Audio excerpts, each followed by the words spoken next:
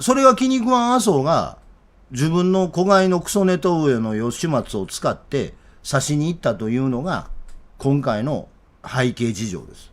俺は倉内偉いなと思ったのは、もうやめなあかんやん、ここまで言われたら。やめんのが普通やん。せやけど、バランスを取るために、このニュースが出るまで待っとったんですよ。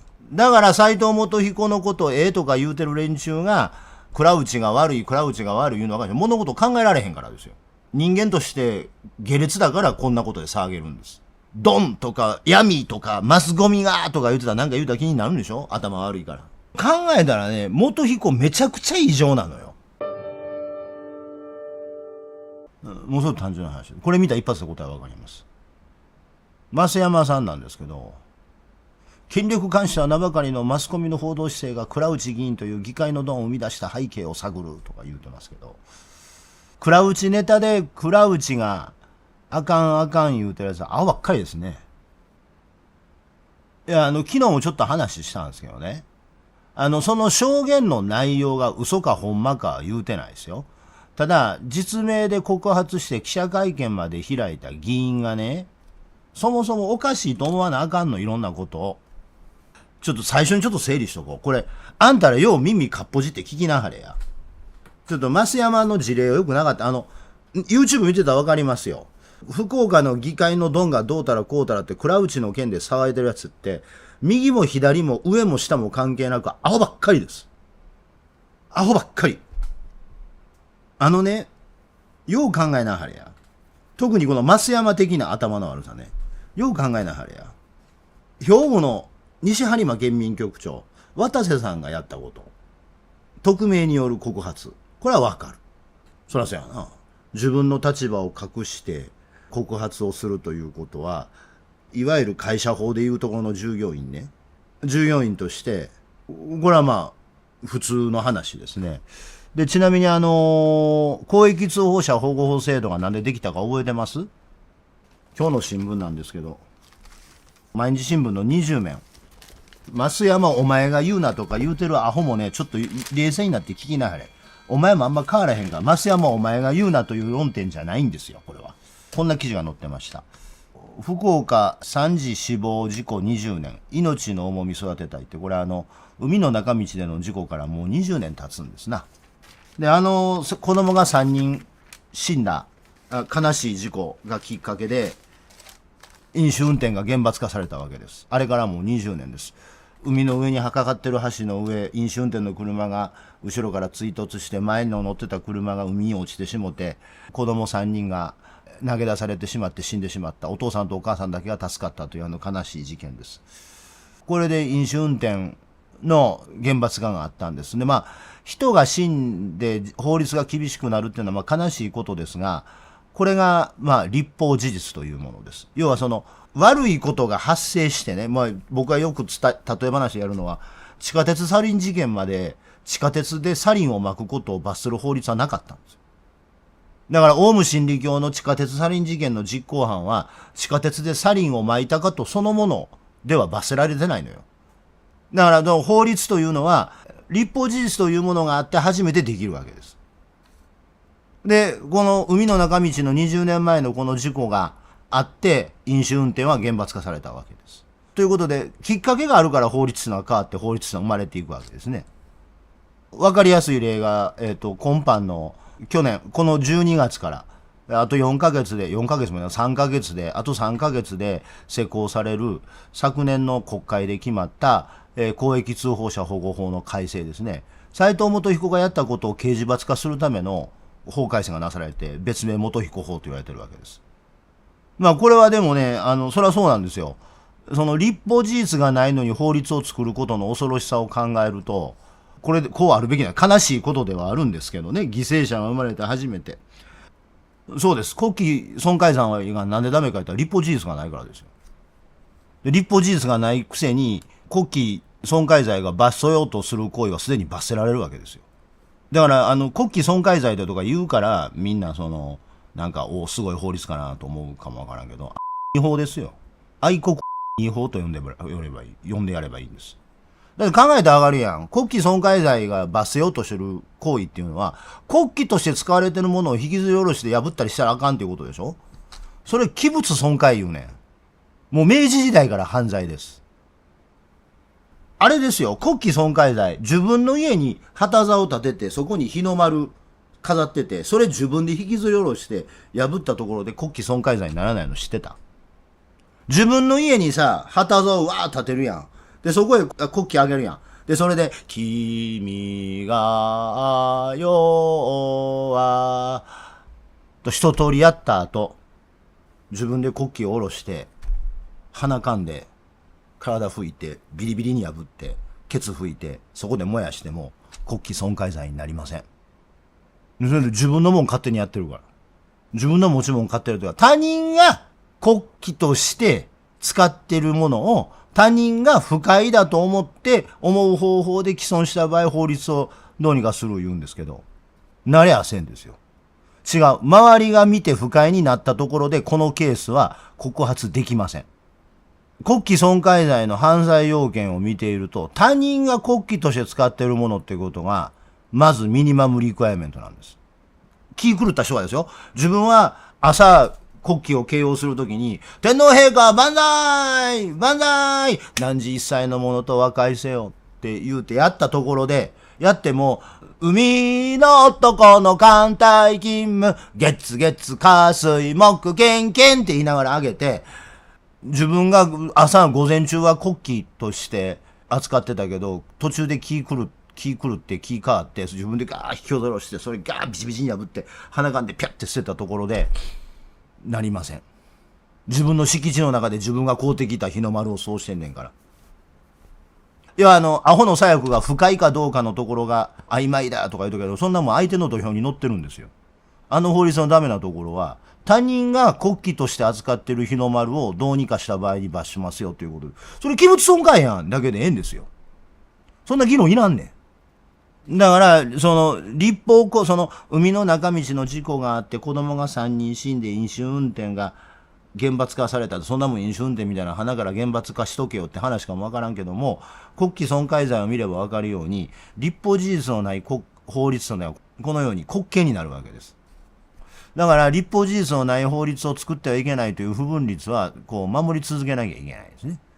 で、逆に言うと、立法事実が斉藤元彦みたいな気違いが知事になって、気違いが法律破りまくって、刑事罰がないから何しても構えんねんって田舎の典型例のクソ弱者みたいなことをやり出すと、国もちょっとあかんなということで、公益通報者保護法を改正して、元彦をしょっぴけるという法律に変えたわけです。じゃあ、それは、今回の公益通報者保護法改正の立法根拠は、斉藤元彦という典型的な田舎のクソ弱者のやったことということが、そうなんですが、一番最初何やったか覚えてる？そうです。西宮冷蔵庫事件です。2002年です、あれ。西宮に冷蔵庫持ってはって、冷蔵庫やったら家の冷蔵庫、お母ちゃんプリン入ってへんやんの冷蔵庫ちゃうで。ほんなもん中で野球できるぐらいの冷蔵庫ですけど、西宮冷蔵庫っていう倉庫会社があってね、そこの倉庫会社の社長さんが神戸の港にオーストラリアからの肉ついて、それをオーストラリアの肉で西宮冷蔵庫で一回保管してあげるわけ。そこへ大手の食肉メーカーとかが、食肉加工品メーカーとかが西宮冷蔵庫から買うわけですよ。で、買い寄ったやつを大手メーカーが国産牛や言うて偽装して売ってたよ。で、社長さんの名前水谷さん言うんですけどね。実を言うと。水谷陽一さんって言うんですけど。で、その水谷さんの会社が、それこそメディアに匿名で怪文書を巻いたのよ。水谷さん最初。渡瀬県民局長と同じように。ほんなら、業界内で大手の職人名が誰がこんな文章を巻いたんや言うて、どっかのアホみたいに告発者探し始めたわけ。ほんで、西宮冷蔵庫に違いないっていうことで、取引停止とかやりよった。で、休業に追い込まれてしもて。で、水谷さんは、それで耐えかねて実名告発をし始めて、会社と従業員も守るためにやり始めて、これは水谷さんかわいそうやないかい、いう話になって、こんなもんお前ちゃんと取引、省流の中で偽装とか犯罪行為があったら告発するのは当然やないかい、というのがあって、公益通報者保護法ができた。で、それが立法根拠なの。これは今日の本題とは関係ないんですけど、だと思うと、このアホ、ものすごい罪深いことわかります？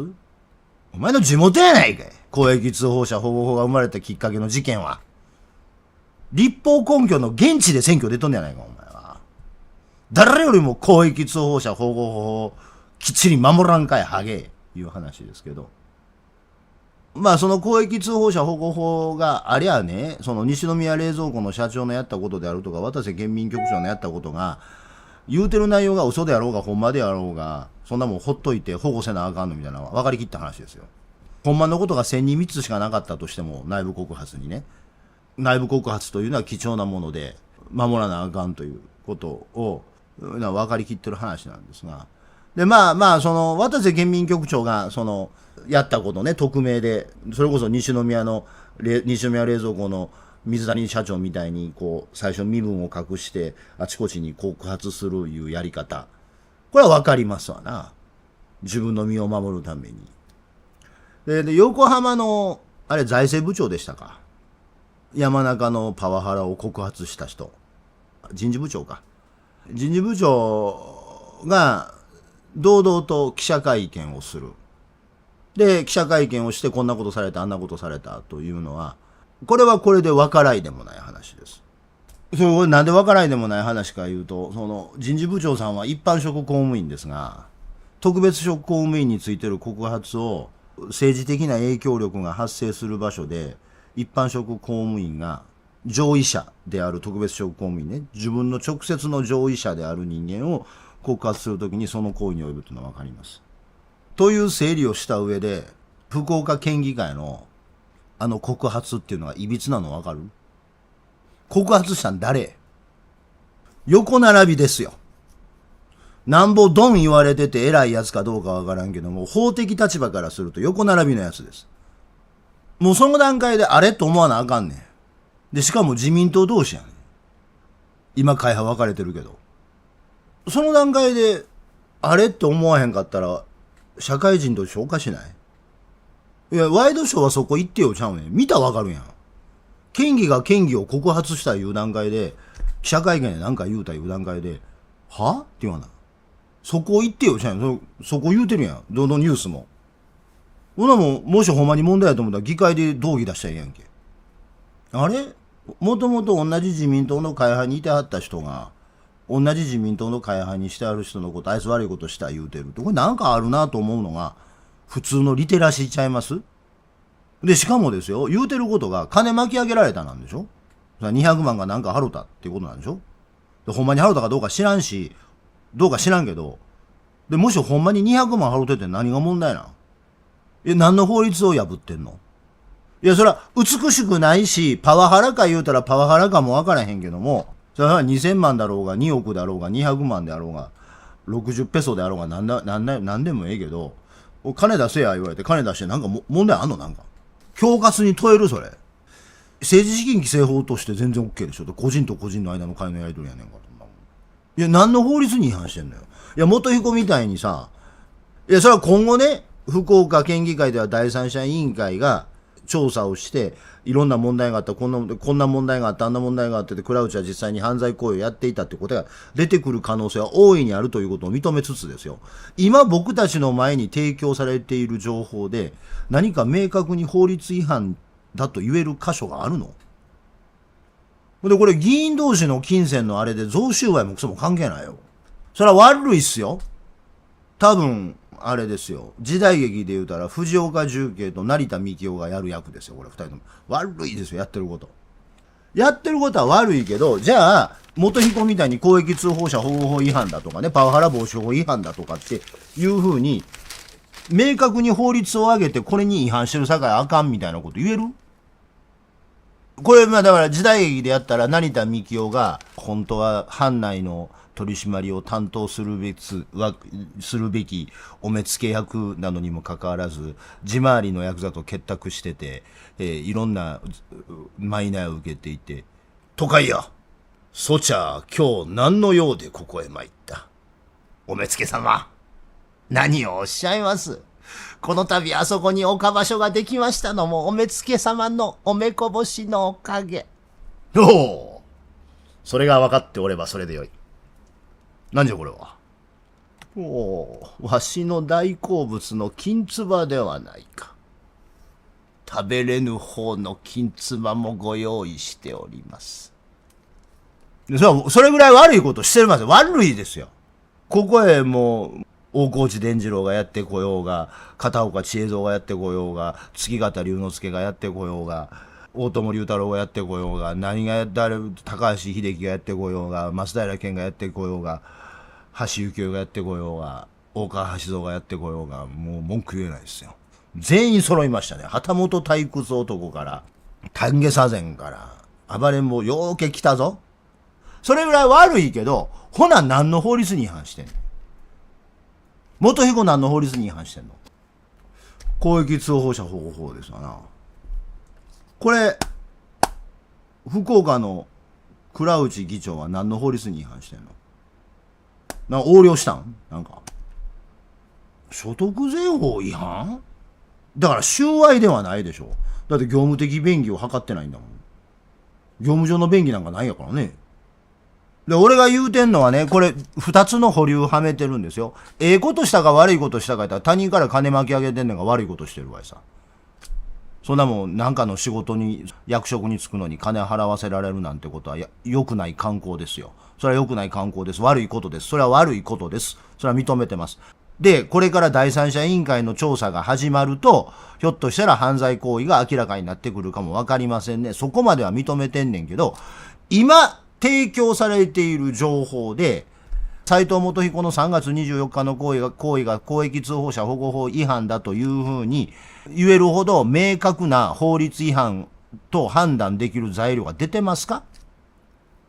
情報としてさえ出てないよね。でもそもそもそこにおかしさを感じなければいけないのは、権力勾配がない県議会議員同士が記者会見で告発をし合ってるって段階で、何に付き合わされてんねんこれって話でしょ。わかる？渡瀬県民局長みたいに匿名で告発文書をあちこちでもないねんけど10カ所に巻いた。で、横浜の人事部長みたいに記者会見で市長にこんなことされましたって言う。これはわかるよ。権力勾配があんねんから。ああ、この人部下として仕事しててしんどかってんな。そやから今上司のことさしてはんねんな。これはわかる。同輩同士ですよ。会社で言うたら総務の部長と財務の部長がなんか知らんけど前出てきて喧嘩してんのと一緒やで。議長上司ちゃうからな。いやだから、渡瀬県民局長がやったこととか、横浜の人事部長がやったことは、もうわかるけど、県議会議員が県議会議員を記者会見開いて、あいつこんなことしました、言うたら。それは、何それ？いや、それが違う会派やったらまだわかるで。もともと同じ会派やったら自民党同士のやつが。これ何を見せられてんのって話やん、これ。そう、キャットファイトやんな、こんなん。いや、ほんな、増山岸口が記者会見開いて、あいつから金どうや言われた言うたら、お前らもうそれなんかよそでやれって言わへん？うちでやれって話になるでしょ。そのうちでやれという話に付き合わされてんねん、これ。まさにこういうことなんですよ。こうでしょ？こういうことでしょ？ねえ。それだからそういう時代劇見て興奮してるのと変わらへんやん。いかにも悪い人みたいな感じになるわいさ。で、これで、この人悪い人やなと思ってんねやろ。それはね、俺らからしたらね、福岡羨ましいですよ。奈良県議会議長、岩田邦夫さん。これやぞ、お前。奈良県議会議長ですからね。岩田大先生は。俺もう子供の時から国やん知ってるけど、若い時からずっとこの顔やからね、国やん。要は、でもこういうことでしょ。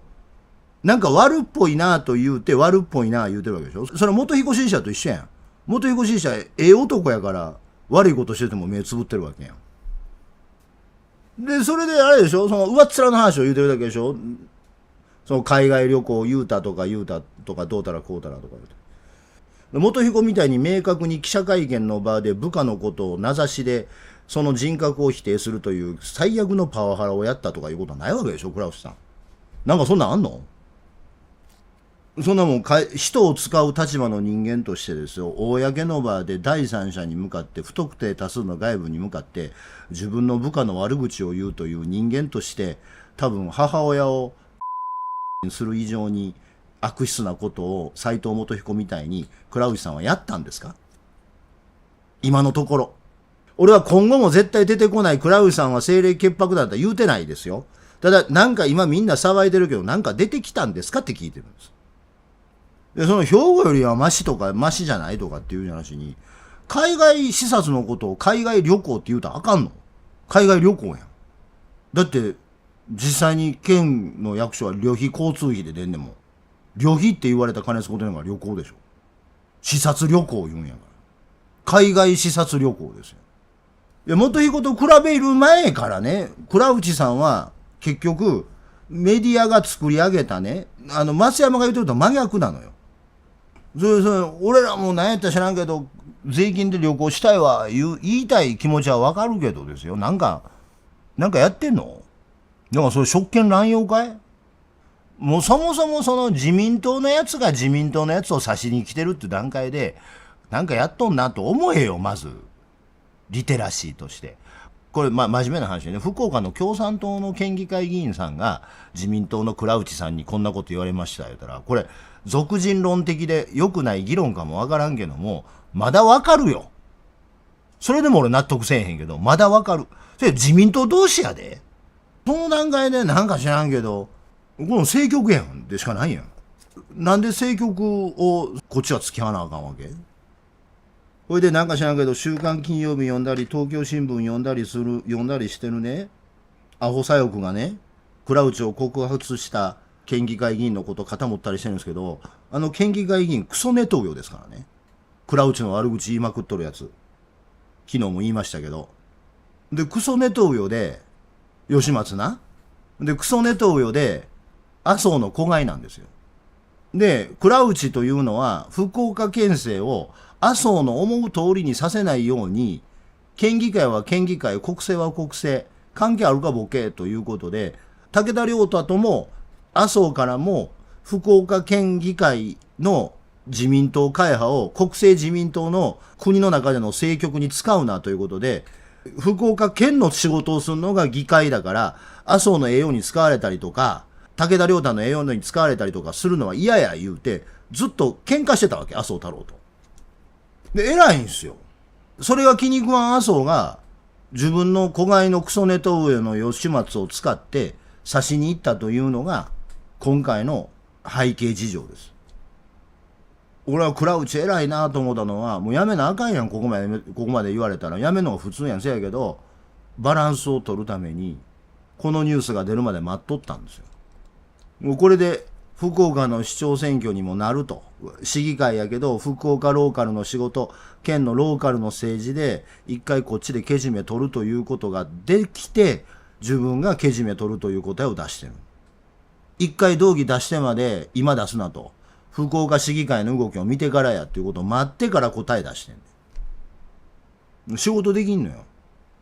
で、これで麻生と武田良太の間のバランスを取ろうとしとんだよ。なんでか言ったら、この市長、麻生の息かかっとうから。で、あれでしょ ?YouTube 見てたらなんか知らんけど、あいつのことは悪く見えるって、倉内のこと悪く見えるのは、吉松が麻生グループやって。という茶番に俺らは付き合わされてんねんから、ほっとかなしゃあないねん、こんなもん。で俺は倉内さんが清廉潔白や言うてんちゃうんですよ。清廉潔白や言うてんちゃうけども、それは人間としてはでかいなと思って。それは悪いこともしてんのか知らんし、今後第三者委員会が悪いことを明らかにしていくのかもわからんけども、ここで一言言うとくと、倉内さんはどっかのアホみたいに第三者委員会の答えを無視するってことはないと思うから安心しときなあれ。そやけども、これで麻生からすると一勝一敗になったわけですから、これでイーブンになってるんですよ。だからそういう福岡ローカルの政治に俺らが付き合う必要はないねんから、ほっといたらよろしい、こんなもん。だからどういうやつが告発をしているかという、そいつがなんか悪いやつやとかええやつやとかの話の前に、西播磨県民局長とか、横浜の人事部長とかみたいな形ではなくて、権力勾配のない議員同士でなんかをやってるって段階で距離を置かんと。吉松はほんまクソネトウヨですからね。という話を踏まえた上で、このアホの言うてることに戻りましょう。ドンとかマスコミの責任とか言ってたら、いかに薄っぺらいかわかるでしょ。こんなもん騒ぐの、増山と同じ知的レベルの人間でしか騒がないですよ。だから斎藤元彦のことをええとか言うてる連中が、倉内が悪い言うのは分かる。物事を考えられへんからですよ。人間として下劣だからこんなことで騒げるんです。ドンとか闇とかマスゴミがとか言ってたらなんか言うたら気になるんでしょ、頭悪いから。黒幕とか。だからこんなもんで騒いでんのは2020年の選挙で立花に騙された連中と変わらへんよ。逆な、向いてる方が逆なんだけど同じことでね、そやろ、もうね、アホなんですって、こんだけほっといたらええねんって。そもそもね、もうそもそも論でその麻生とか持ち出すこともないんですけど、考えたらわかんねん。繰り返しになるけども、西播磨県民局長がやったようなこととかね、横浜の人事部長がやったようなこととね、全く違うでしょ、自民党の県会議員同士が記者会見でどうのこうのやりやりしてるいうの。もうそんなもん政局なん見ただけでわかるやん、そもそも。で、さらに言うとね、もっと根本的な話をするとね、問題になってるのは議会です。議員個人です。行政ではないんです。その段階で騒ぐな。しかも、国会やったらまだわかるよ。議員内閣制やから。人間代表制の地方議会で。何で騒いでんねん。それでなんか知らんけど、あれやろ、海外旅行と言うたとか言うて、そんなしょうもないこと言うて。他人の家の空腹玄関に口出すよりも下品じゃん。行政の話ですらないの。もうその段階で、うわってなってる自分を、ブレーキ踏む自分を作り上げろ。俺そうやけど、この倉内って人は人間でかいような気がするね。いや、これローカルやからほっとけ言うてんちゃうで。もっぺん言うで。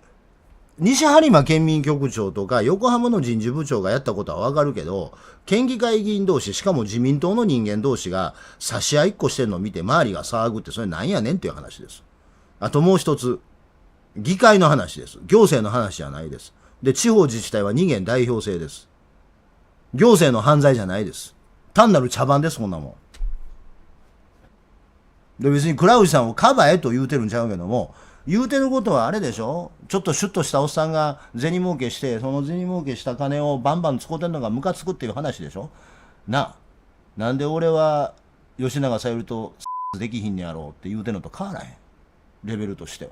昨日俺陸流ペアのね、ことを話したら、田舎のクソババアがひがみやみたいなこと言ってましたけども、死んだらええなと思うんですが、俺が怒ってるのはこういうことです。今日の読売新聞です。読売新聞には川柳にもならないような嘘放送局っていうのがあるんです。名物コーナーなんですけど、嘘放送、陸流婚約、やっぱり婚やて。いやだからさ、お前らさ、やっぱり婚やって言いたくなるぐらいやんか。だから俺が怒ってるのはそこなの。お前らはそうやって見てたくせに、そう見てませんということをしてたのが俺は気持ち悪いって言うてんのよ。今まで分かってんのになんかスポーツやから純粋に見てくれとか言うてる、そのなんかスポーツウォッシュな感じが嫌やったの。かまととぶり上がって。腹立つわ、ほんまに気持ち悪い。福岡の話で突き詰めていったらあれやろ、県民の平均所得は年400万なのにもかかわらず、年に2000万も集めて、それで海外で豪遊するなんて許せませんって、それ、何言うてんねん言うたら、なんで俺長澤まさみとクスできひんねやろ言うてんのとあんまり変わらへんからね、言うてること。これが一時が万事ですよ。見たらわかんねん。だから、どういう類のやつが騒いでるか見たらわかる。今日は下水から福岡の話で騒げるわけですよ。こと銭の話にしか興味のない下水人間やから福岡のことで騒げんの。こと銭の話にしか興味のない下水人間やから福岡の件で騒げるの。その証拠にこいつら兵庫県問題でどういう喋り方してんのよ。こと金の話しかしてへんやんけこいつら。そうでしょ。兵庫県知事選挙でもなんか知らんけどない渡瀬県民局長のこと話してるだけやんこいつらがって。それ嘘やねんけどね全部。世の中のこと銭の話しか語られへんゲスやん。だから、福岡の件でわーわー騒いでるやつは、こと銭のことにしか興味のないゲスやから、兵庫に来たら斎藤元彦はすごいって言えるの。ゲスいのよ。で、そこに論理性であるとか、法とか、手続き論とか一切ないの。だから兵庫県知事選挙の時にね、立花隆のポスターのようにね、10年で10人と不倫とか言うとあれも虚偽情報なんですけど、10年で10人で不倫とか言うて騒いでたやつは、そら倉内見たらあいつは悪いやつやで、わー言うてそうなるわな。クソゲスなんですよ。ほんでね、これね、ちょっと別に俺固執してるわけじゃないですけど、横浜の山中のパワハラね、当事者の告発という重い証拠は出てきたけども、事実認定はまだされてないのよ。当事者が私がこんなことされましたという証言があるということですが、今は手続き論的に言うと、証言が提出されただけです。で、高市早苗がむちゃくちゃなことやってる。さあ、むちゃくちゃなことやってるでしょう。で、しかしそれというむちゃくちゃなことだという、これ論評だけです。まあ横浜の場合は第三者委員会の意見もあるけど、ごめん。横浜の場合は第三者委員会の意見もあるけれども。ただ確定というところで、明々白々たる確定が出てて、違法行為を犯したとされている以外の人間が全員違法だったということで揃っている事例というと、今日本の行政の中で唯一の事例は兵庫県の斉藤元彦だけです。いや、これね、悲しいけどね、それが現実なんですよ。これすごいことなんですよ。明治以来、東京霞が関永田町でもこんなことなかったです。聞いたことない。いや、それぐらいの異常事態なんですよ。例えばね、石丸が秋田方でやってた市長としての仕事っていうのも異常ですよ。あれもパワハラですよ。だから、ね、少なくともね、石丸はね、法律違反してないんですよ。まあ、パワハラも法律違反っちゃ法律違反なんですが、やった相手というのは県議会議員ですからね。レベルが違うんですよ。で、考えたらね、元彦めちゃくちゃ異常なのよ。で、今明確に県民も殺しにかかっとるでしょ。そう。アホやから県立大学の無償化の政策に固視して、で、インフラ予算下げる言うと。端的に仕事できないやつなんです。で、こういう話をすると知ったかぶりしたやつがあちこちにけったいな首長が出てきた昨今今日この頃みたいな話するけど、おらへんから元彦ほどアホなやつ。でね、もうそれはね、もう明確に言うとね、もうね、社会を構成する一人一人がね、こと銭の話にばっかり興味持ってるのが問題なんですよ。人殺しに権力を握らさせ続けてるのは。順番逆ですよ。みんな兵庫の県に集中した方がええと思いますよ。あれこれ興味を失わずに。腐ったみかんやねんから。まあリンゴでもみかんでもどっちでもええけどよ。金八先生は腐ったみかんです。っていうかね、斉藤元彦というやつにまともなやつがいないということがやっぱり何もかもの証拠やと思います。ぜひチャンネル登録といいねボタンを押してください。